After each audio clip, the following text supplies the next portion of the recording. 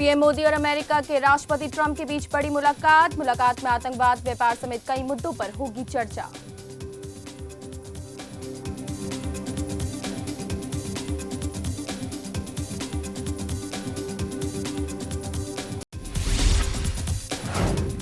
America की 21 कंपनियों के सीईओ से पीएम मोदी ने की बैठक में बोले, भारत के विकास पर पूरी दुनिया की नजर।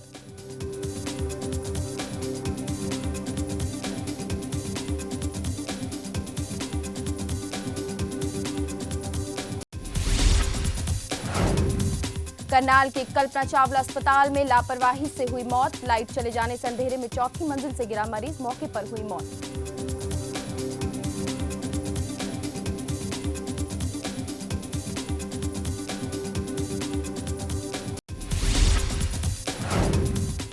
किसानों की मांग को लेकर प्रदर्शन कर रही कांग्रेस को सुभाष बराला का जवाब, कहा स्वामीनाथन लागू करने के लिए बनी कमेटी के अध्यक्ष थे हुड्डा, तो क्यों नहीं रिपोर्ट हुई लागू।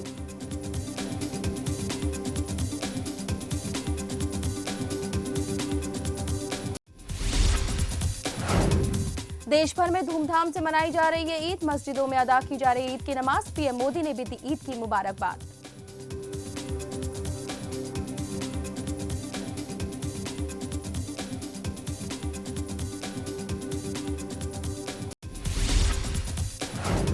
नमस्कार, मैं ऋतु शर्मा, स्वागत है आपका खबर फास्ट में। अब रुक करते हैं खबरों की ओर।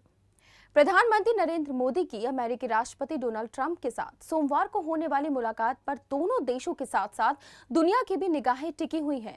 अमेरिका के राष्ट्रपति डोनाल्ड ट्रंप ने कहा कि सोमवार को जब वे अपने सच्चे मित्र प्रधानमंत्री नरेंद्र मोदी से बातचीत करेंगे तो रणनीतिक मुद्दों पर चर्चा होगी। ट्रंप ने ट्वीट किया कि भारत के प्रधानमंत्री का सोमवार को व्हाइट हाउस में स्वागत करने के लिए उत्सुक हूं।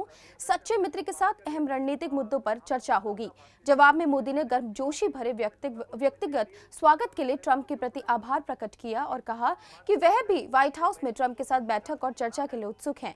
दरअसल दुनिया के दो सबसे बड़े लोकतंत्रों के नेताओं के बीच द्विपक्षीय बातचीत के दौरान रक्षा सहयोग, आर्थिक संबंधों को आगे बढ़ाना, असैन्य परमाणु समझौते, आतंकवाद से निपटने पर सहयोग, भारत प्रशांत क्षेत्र में सुरक्षा सहयोग पर चर्चाएं तथा H-1B कार्य वीजा को लेकर भारत की चिंताओं आदि पर चर्चा होगी। इन दोनों राष्ट्राध्यक्षों की मुलाकात से पहले अमेरिकी सांसदों ने राष्ट्रपति डोनाल्ड ट्रंप से अपील की है कि वह मोदी से भारत में व्यापार और निवेश की बाधाओं को दूर करने के लिए सही रास्ते अपनाने को कहें।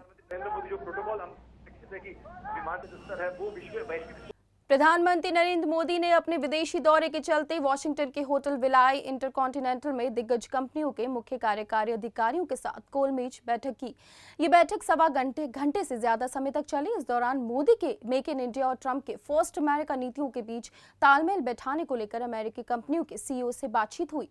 मोदी के इस दौरे में कारोबार और जीएसटी मुद्दे पर निवेशकों से बातचीत शीर्ष एजेंडे में है। मोदी के साथ बैठक में Adobe, Amazon, American Tower Corporation, Apple, Caterpillar, Google, Marriott International, Johnson and Johnson, Mastercard, Warburg Pincus और कार्लिले ग्रुप समेत 21 कंपनियों के सीईओ मौजूद रहे। इससे पहले अमेरिका की दिग्गज कंपनियों के मुख्य कार्यकारी अधिकारी पीएम मोदी से मुलाकात को लेकर बेहद उत्साहित दिखे। इस बैठक का मकसद भारत में निवेश को प्रोत्साहित था। दरअसल जीएसटी को लेकर विदेशी निवेशकों में तमाम आशंकाएं थी। ऐसे में ये बैठक काफी अहम मानी जा रही है। इससे निवेशकों को जीएसटी को समझने में भी मदद मिलेगी।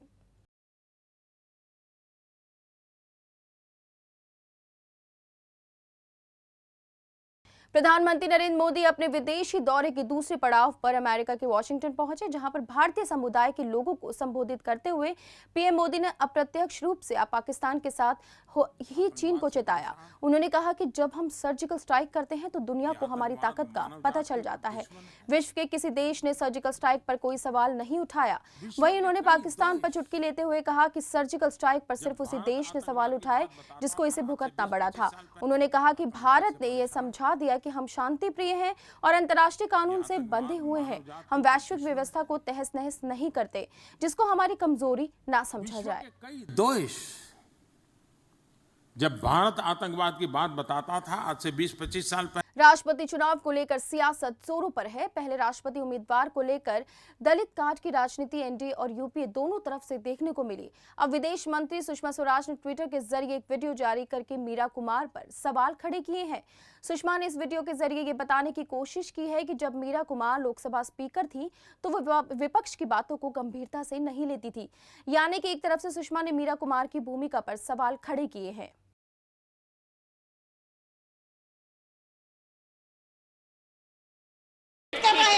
नहीं अध्यक्ष जी, मैं आपसे पूछना चाहती हूँ, क्या कोयला सरकार की जागीर है? ये राष्ट्र की अमूल्य संपत्ति है और इस राष्ट्र की अमूल्य संपत्ति को जिस बेदर्दी से उन्होंने लूटने का काम किया है और उसके बाद जब जांच हो रही थी तो स्वयं मंत्री ने अपने कमरे में बुलाकर कोयला मंत्रालय के अधिकारी, प्रधानमंत्री कार्यालय के अधिकारी और उसके बाद जवाब। रमजान माह की इबादतों और रोजे के बाद ईद उल फितर का त्योहार जबरदस्त रौनक लेकर आता है। देश भर में ईद धूमधाम से मनाई जा रही है। सभी मस्जिदों में ईद की नमाज अदा की गई। वहीं प्रधानमंत्री नरेंद्र मोदी ने सभी देशवासियों को ईद उल फितर की बधाई दी और कहा कि ऐसे पवित्र पर्व से खुशियां फैलाने और राष्ट्र को आगे ले जाने की प्रेरणा लेनी चाहिए। उन्होंने जोर देकर कहा कि भारत की विविधता ही उसकी विशेषता और ताकत है।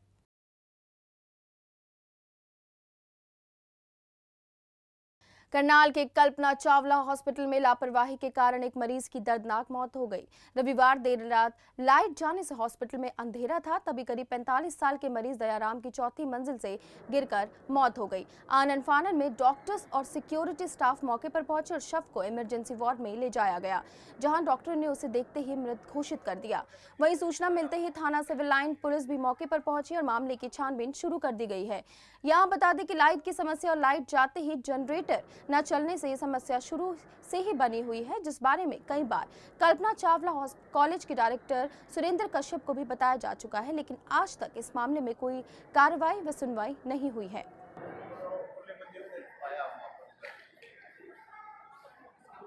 फिलहाल यहाँ रुकते एक छोटे से ब्रेक के लिए।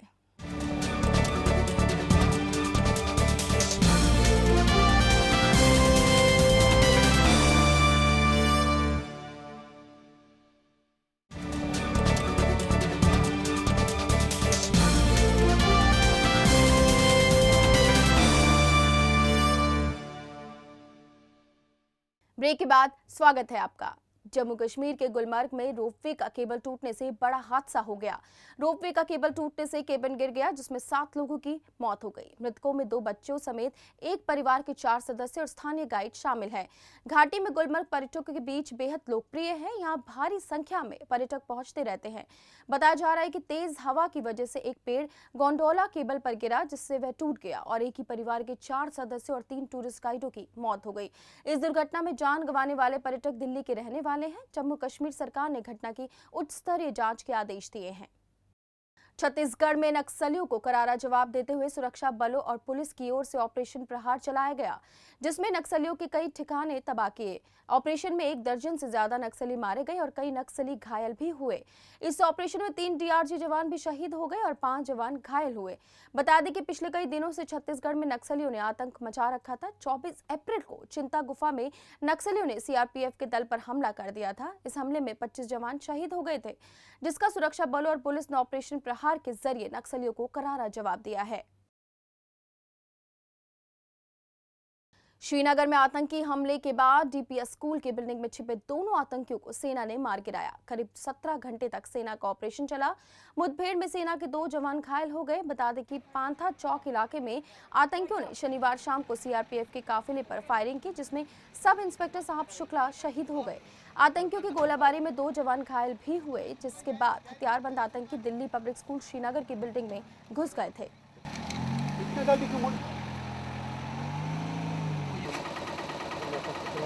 कश्मीर के तनावपूर्ण हालात के बावजूद बाहरी राज्य से आने वाले श्रद्धालुओं की संख्या में जहां मई माह में कुछ बढ़ोतरी हुई थी, वहीं जून माह में गर्मी की छुट्टियों के चलते वैष्णो देवी यात्रा के आंकड़ों में लगातार इजाफा होता जा रहा है। हैरानी की बात यह है कि अभी तक 46,000 से ज्यादा श्रद्धालु पंजीकरण करवाकर मां वैष्णो देवी के दर्शनों के लिए प्रस्थान कर चुके हैं।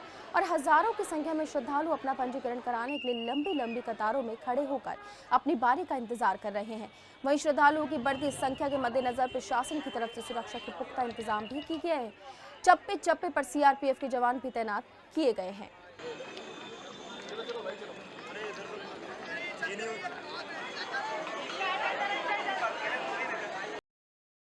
मैं अपने परिवार के साथ में आया हुआ हूं और मेरे को बहुत अच्छा लग रहा है कि माता वैष्णो के दरबार में इतनी ज़्यादा तादाद में भीड़ है।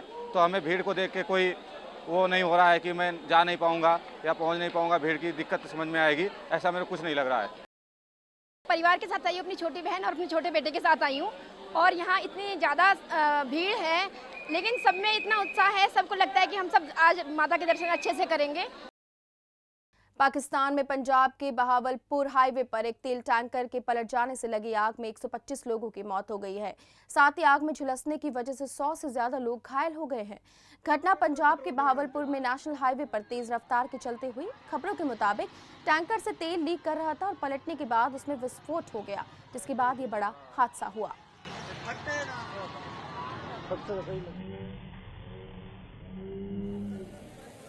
कांग्रेस के प्रदेश अध्यक्ष अशोक तंवर कुरुक्षेत्र के दयालपुर गांव पहुंचे। यहां उन्होंने सिलेंडर हादसे में जान गंवा चुके पीड़ित परिवार के परिजनों से मुलाकात की। तंवर ने पीड़ित परिजनों को 51,000 रुपए की आर्थिक मदद दी और कहा कि पीड़ित के परिजनों को हर संभव सहायता दी जाएगी। इसके साथ ही तंवर ने सूबे के मुख्यमंत्री मनोहर लाल पर निशाना साधते हुए कहा कि मुख्यमंत्री कुरुक्षेत्र में होने के बावजूद भी पीड़ित परिजनों से मिलने नहीं पहुंचे। इसको लेकर गांव में कहीं ना कहीं गुस्सा भी बना हुआ है। बता दें कि कुरुक्षेत्र के गांव दयालपुर में कुछ दिन पहले गैस का सिलेंडर फटने से परिवार के 4 बच्चों की मौत हो गई थी। हादसे में घायल हुए परिवार की महिला अभी तक जिंदगी और मौत की लड़ाई लड़ रही है।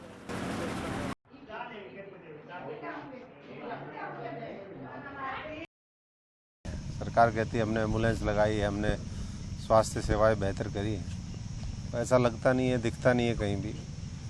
कल खुद मुख्यमंत्री जी यहाँ पर इसी ज़िले के अंदर थे, उसका भी लोगों के अंदर एक दर्द है, क्योंकि प्रदेश के मुखिया हैं वो सरकार के, और ये माना जाता है कि कोई भी मुखिया हो वो पार्टियों से ऊपर होता है, वो प्रदेश का रखवाला होता है। अगर वो संवेदनशील है, जिम्मेदार है, तो लोगों का भला होता है। अगर वो नहीं है तो उससे प्रदेश बर्बाद हो जाता है। आज वही दिखता है जहाँ मानवीयता मरती हुई दिखती। टोहाना में सीनियर सिटीजन परिषद के सदस्यों से मुलाकात करने पहुंची बीजेपी के प्रदेश अध्यक्ष सुभाष बराला के कांग्रेस पर जमकर हमला बोला। बराला ने कहा कि हुड्डा सरकार में कांग्रेस व उनके दलालों ने मिलकर भूमि अधिग्रहण के नाम पर किसानों की जमीनें लूटी गई। आज वो लोग किसान हितैषी होने का ढोंग कर रहे हैं। साथ ही सुभाष बराला ने राष्ट्रपति चुनाव के लिए INLD से समर्थन मांगते हुए कहा कि INLD शुरू से ही कांग्रेस की विरोधी रही है और एनडीए का साथ दिया है, इसलिए मुझे विश्वास है कि वो राष्ट्रपति उम्मीदवार रामनाथ कोविंद को ही अपना समर्थन देंगे।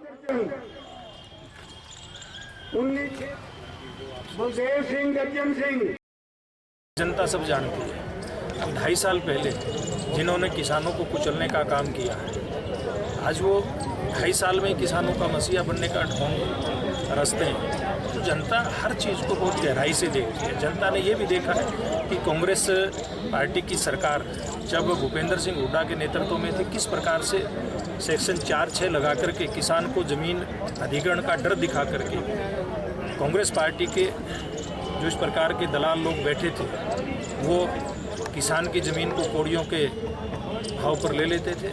आज जो लोग डॉक्टर स्वामीनाथन की जो घोषणाएं हैं उनको लागू करने की बात करते हैं, यही वो भूपेंद्र सिंह हुड्डा थे जिसको कांग्रेस पार्टी की सरकार ने उस समय डॉक्टर स्वामीनाथन आयोग की सिफारिशों को ध्यान करने के लिए, अध्ययन करने के लिए और उसके आधार पर सिफारिश करने के लिए उनको नेतृत्व सौंपा था। उनको जुम्मा सौंपा था। उस समिति के अध्यक्ष थे भूपेंद्र सिंह हुड्डा। इन्होंने तब, मैं भी इंडियन नेशनल लोकदल पार्टी के नेतृत्व से ये अपील करूंगा कि जिस प्रकार से पूर्व में उनका एक राजनीतिक दिशा उन्होंने हमेशा से जो अपनाई है वो कांग्रेस के विरोध में, और कभी भी वो कांग्रेस के साथ आज तक गए नहीं हैं। पूर्व में जब एनडीए था, देश में अटल बिहारी वाजपेयी जी की सरकार थी, उस समय में भी वो एनडीए के साथ थे। उससे पूर्व भी भारतीय जनता पार्टी और इंडियन नेशनल लोकदल ने मिल करके काम किया है। उस नाते एक बड़ा चुनाव देश के अंदर राष्ट्रपति जी का चुनाव है। इस चुनाव में वो एनडीए के उम्मीदवार श्रीमान रामनाथ कोविंद जी का समर्थन करें। मैं उनसे अपील भी करता हूँ और अपेक्षा भी उनसे है कि वो हर हालत में एनडीए के साथ खड़े नजर आए। बहादुरगढ़ के कोयला काला गांव में देर रात एक समारोह में मामूली विवाद के बाद दो परिवारों में जमकर गोलियां चली। इस गोलाबारी में दो युवकों की मौके पर ही मौत हो गई, वहीं दो सगे भाई गंभीर रूप से घायल हो गए। मृतकों के शवों को बहादुरगढ़ के सामान्य अस्पताल में पोस्टमार्टम के लिए भिजवाया गया। मामले की सूचना मिलने के बाद पुलिस मौके पर पहुंची और मामले की जांच में जुट गई। प्रत्यक्षदर्शियों की माने तो दोनों तरफ से करीब 20 राउंड गोलियां चलाई गई। सरेआम हुई इस गोलाबारी के बाद गांव में तनाव का माहौल बना हुआ है, जिसे देखते हुए सामान्य अस्पताल और गांव में पुलिस बल भी तैनात है।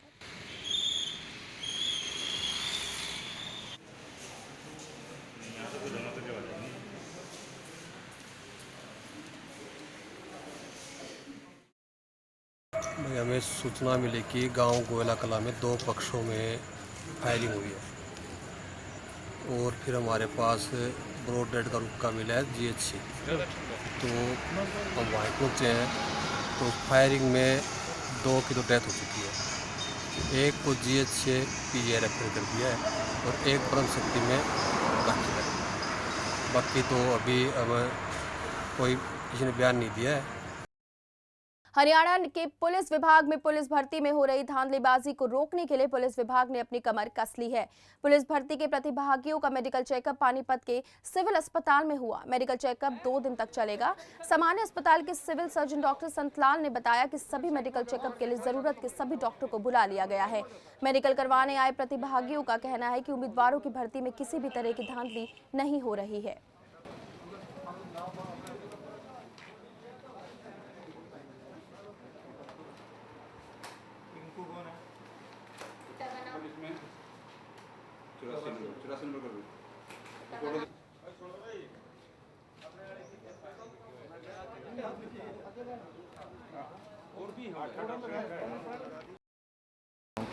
बिल्कुल फेयर भर्ती हो रही है इस सरकार में।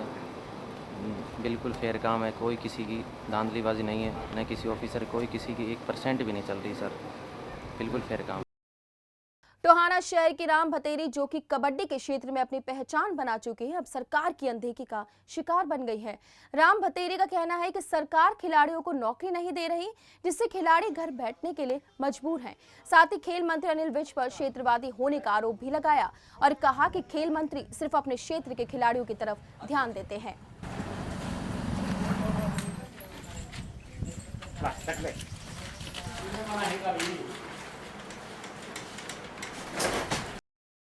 खेलना बंद करा दिया। खेलना तो बंद, आप उम्र रखनी पड़े, सारी उम्र तो कोई भी नहीं रखता।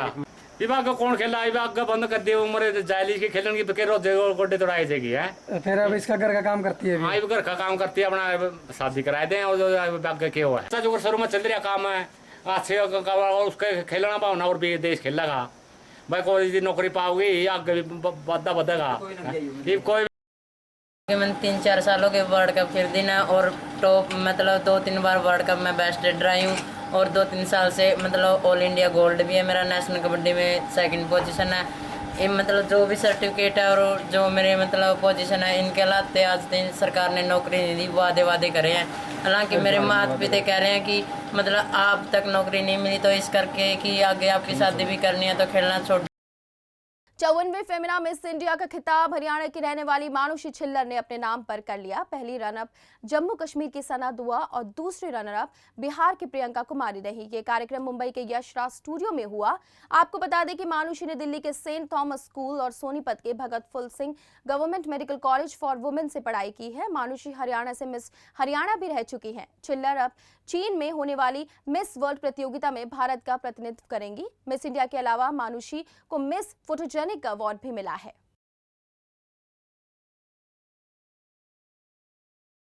फिलहाल बुलेटिन में बस इतना ही। मुझे दीजिए इजाजत। आप देखते रहिए खबर फास्ट। नमस्कार।